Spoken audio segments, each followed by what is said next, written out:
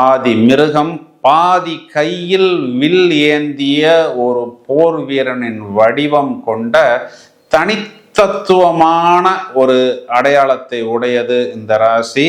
இது பாக்யஸ்தானம், கால புருஷனுக்கே பாக்யம் அப்படின்னு சொல்லப்படுகிறது. அதனாலதான் நிறைய இந்த பெயர்கள்லாம் பார்த்தோம்னா பாக்யலட்சுமி, பாக்யா, புவனேஸ்வரி, யுவராணி, யுவலட்சுமி, இந்த பெயர்கள்லாம் இந்த ராசிகளில் வரக்கூடிய நபர்கள் வாசல்ல வச்ச செருப்பு அப்படியே இருக்கணும் அப்படின்னு எதிர்பார்ப்பார்கள். ஆனா யார் அப்படி பண்றது? எல்லாம் இஷ்டத்துக்குத்தான் போடுவார்கள். உடனே இவர்கள் டென்ஷன் ஆவார்கள். இதுக்கெல்லாம் நீ டென்ஷன் ஆகிறியே அப்படின்னு இவர்களை திட்டுவார்கள். குடும்ப வீட்டுல நாளைக்கு புகுந்த வீட்டுல போனா இவங்க இந்த மாதிரி விஷயத்துக்கு கோபப்படும் பொழுது அதனை குறைக்காமல் மேலும் மேலும் உசுப்பேத்தி இவர்களை நல்ல கோபத்தின் உச்சத்துக்கு கூட்டிட்டு போய், பாத்தியா இவ்வளவு கோபப்படுற பொண்ணெல்லாம் குடும்பத்துக்கு ஒத்து வராதுன்னு நான் அன்னைக்கே சொன்னேன், நீ கேட்கல, இந்த பொண்ணு ரொம்ப அட்ராக்டிவா இருக்குன்னு போட்டோவை பார்த்து ஓகே பண்ண, இப்ப பாரு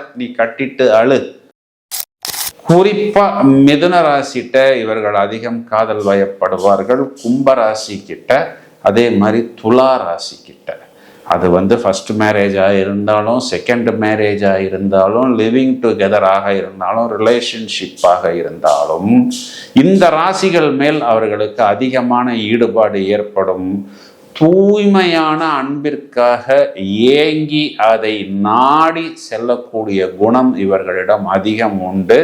ஆனா நிறைய இடங்கள்ல என்னன்னா ஒத்து வரல, பிரேக்கப், காதலித்து விட்டோம் என்பதற்காக எல்லாத்தையும் எங்கேயும் எப்பொழுதும் சகித்து கொண்டு இருக்க மாட்டார்கள்.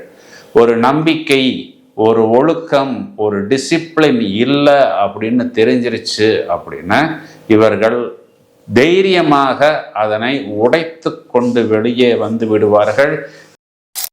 தங்களை நன்றாக புரிந்து கொள்ளும் துணையை தேடி போய் பலமுறை ஏமாற்றப்பட்டு அனைத்தையும், இளமையை, சேவிங்ஸை, இவர்களுடைய நிம்மதியை, தூக்கத்தை, உழைப்பை, பேங்க் பேலன்ஸை, நல்ல வாய்ப்பை, நல்ல ஜென்யூன் மேரேஜ் அஃபேரை, வெளிநாட்டு வாய்ப்பை, அதையெல்லாம் இழந்து காம்ப்ரமைஸ் பண்ணி இந்த நபரிடம் போய் துரோகத்தை சந்திக்க வேண்டிய சூழ்நிலை